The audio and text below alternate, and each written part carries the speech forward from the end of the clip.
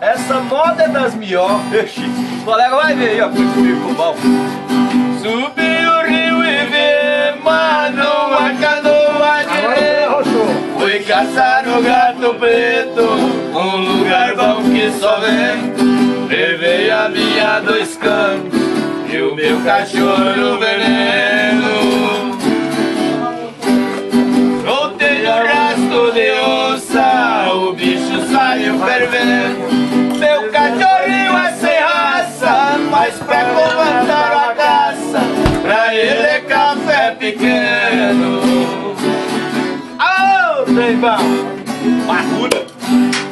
Dando sinal de levanto, entrou na mata fechada.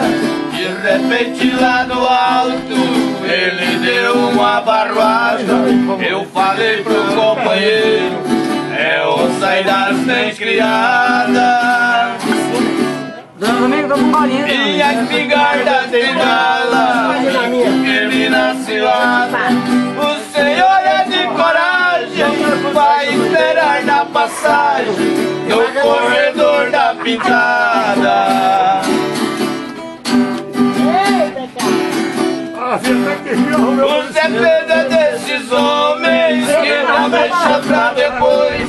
Ergueu a canha nas costas e já saiu do P2, dizendo cercar a onça, muito apressado ele foi. A onça ele ainda disse, vive só comendo boi. Sabendo dessa façanha, me interessei pela banha pra temperar meu arroz.